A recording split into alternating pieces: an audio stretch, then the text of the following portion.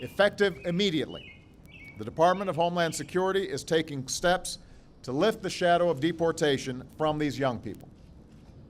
Over the next few months, eligible individuals who do not present a risk to national security or public safety will be able to request temporary relief from deportation proceedings and apply for work authorization. It is the right thing to do.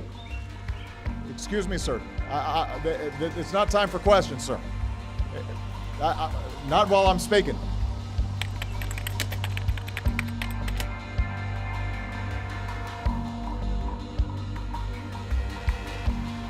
My name is Cesar Espinosa, and I'm Executive Director of FIER, which is the largest immigrant rights organization in the city of Houston, the largest now in the state of Texas, and by default, since we are the fourth largest city, the fourth largest in the country.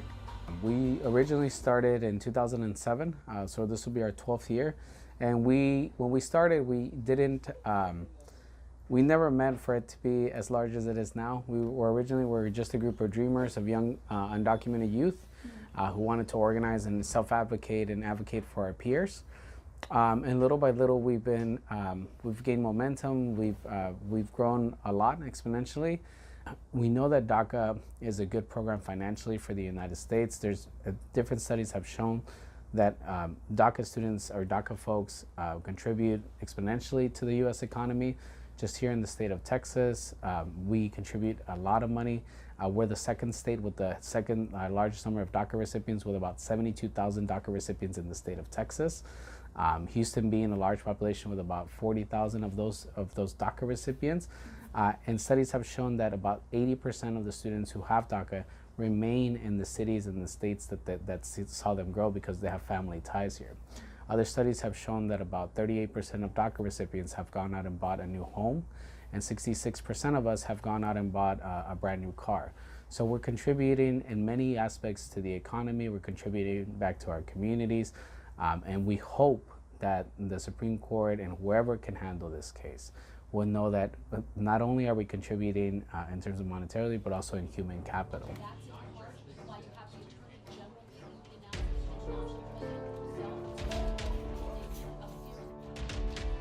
To have a lawful system of immigration that serves the national interest, we cannot admit everyone who would like to come here. It's just that simple.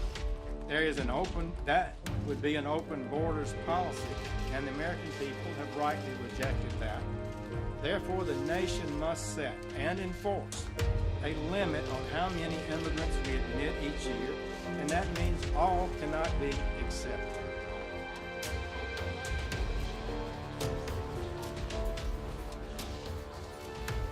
My name is Raed Gonzalez. I'm an immigration lawyer in Houston, Texas.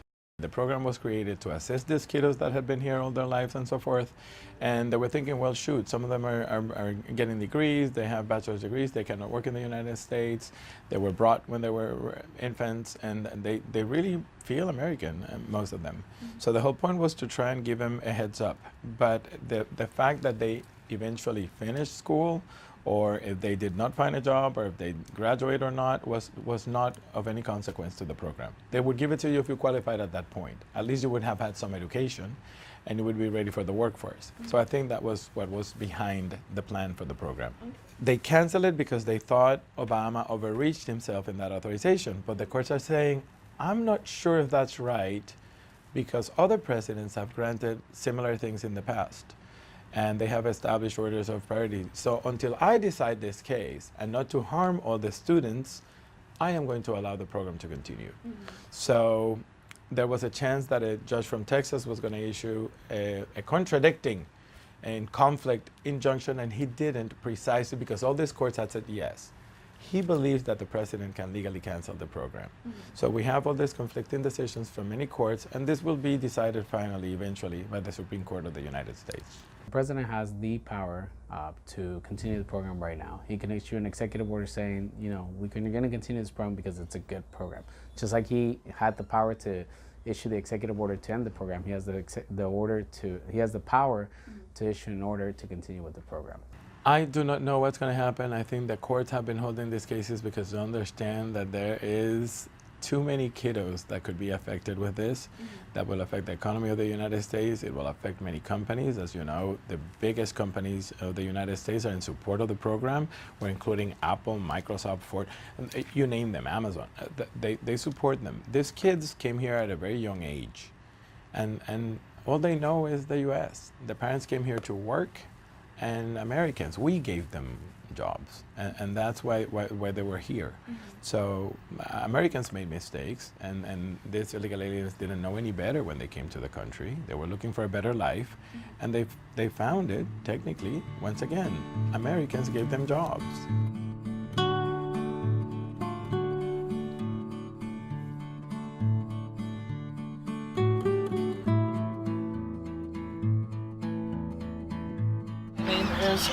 Vargas. I'm 27 years old and I am from the Rio Grande Valley. When my parents decided to move from Mexico to the U.S., I was 5 years old. Daca gave me a chance to become someone. It helped me a lot in the sense to where I was able to actually start making money on my own. Because I do not have an actual, well, at the time I didn't have an actual social security number. Now because of DACA, I'm allowed a social security number and a work permit. The federal government does not give federal financial aid to students that do not have a social security number or a document. So I would receive financial aid to the state of Texas, which is obviously, it was a more limited amount because they would only give a certain amount of funds every year to certain students that do not have documents. So you can imagine, you and X amount of students who live in the Rio Grande Valley who might not have documents, all competing or applying for state funds to be able to go to school. So I'm a first-generation immigrant from Mexico City, Mexico. My family brought me here when I was 6 years old. When I was brought here, I really was never asked whether I wanted to come or not. It's just literally one day my family told me, hey, we're going to this new place and just grab your stuff and we're leaving, right? And little did I know that what was sold to me as a vacation was going to turn into a lifelong struggle of obtaining status. I grew up here in Houston, Texas. After the age of 6, I always went to gifted and talented schools from elementary to middle school to high school. I actually graduated from the #1 high school here in Houston called Michael E. DeBakey High School for Health Professions. Graduated top 15% of my class. Got a 1599 out of 1600 on my SATs. I was en route to be accepted into 4 Ivy League schools. And at age 18, I was very excited to start this new part of my life. Unfortunately, because of my undocumented status, I was told that I couldn't do these things because there was no money for me. So the best option they gave me was to go to Houston Community College, where I attended, where I graduated from, and then after that I transferred to the University of Houston. But because of this struggle of graduating and being accepted into all these schools and finding it very frustrating, we decided to start to do peer advocacy with other students to give them hope and to let them know that even though we did not have status, a higher education was attainable. So this was in 2004. Fast forward to 2019. I've been doing this work now, specifically with undocumented students for now 15 years. And we are very proud to have graduated PhD students, master's students, all who are undocumented, all who, because of that dream that we had, are able to obtain a higher education. Some of the misconceptions that people have about DACA is that, it's given to students for free, when actually no, it's an immigration process. I have to pay out of my pocket at least $600 every 2 years to be able to apply for a permit. I have to undergo a federal background check. I have to really be careful not to get into any kind of criminal or legal trouble, because if I do, I literally lose this benefit that helps me so much. I pay taxes. It's and even if I was or continue to be undocumented, I would still have to pay taxes. And again, you know, it's not so easy as it seems. I have to do it because it helps me. I would say I'm not harming, you know,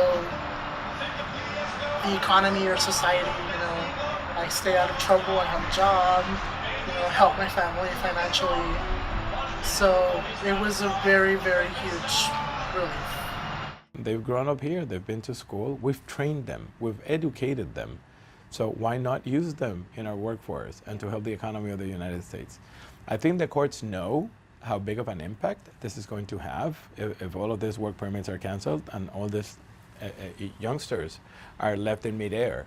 And this is one of the reasons that I think that the courts have been postponing these cases, because it will affect so many aspects of the economy of the United States and how we are. It would have a devastating impact on many industries specifically here in the state of Texas.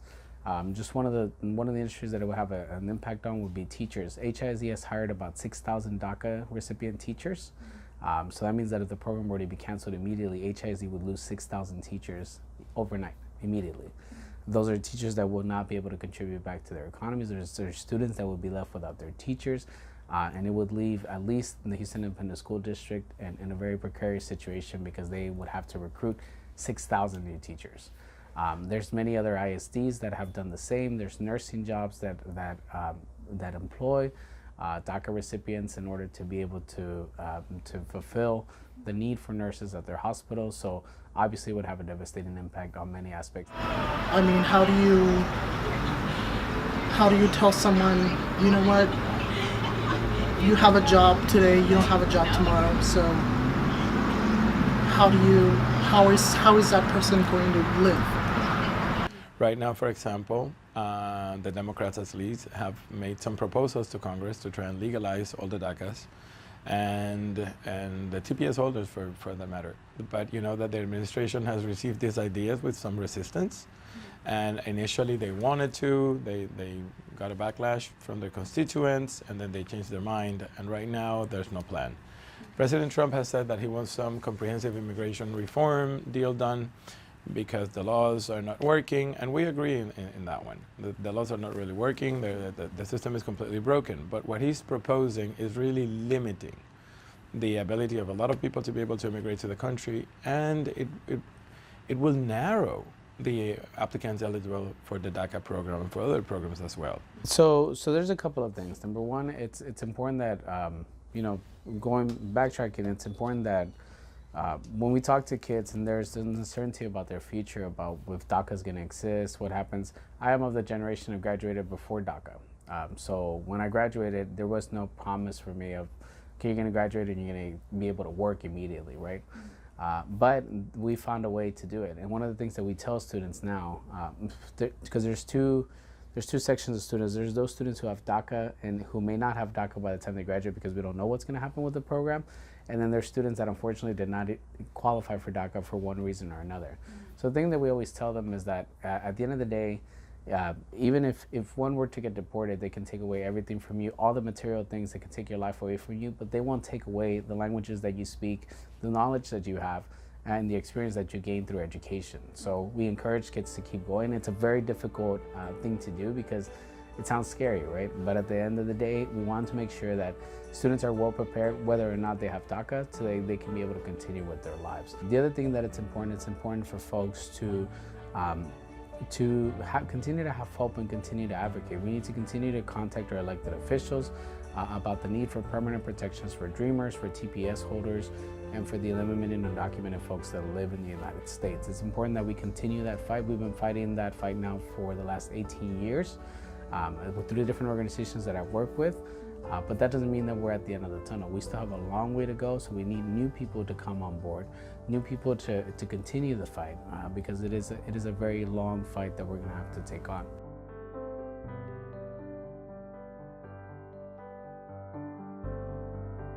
Thank you so much for this wonderful young lady that's right next to me. She helped me write the entire show. Thank you so much to Brenda, Lluvia Maria, La Autoridad en el Tiempo. This is for all the dreamers out there.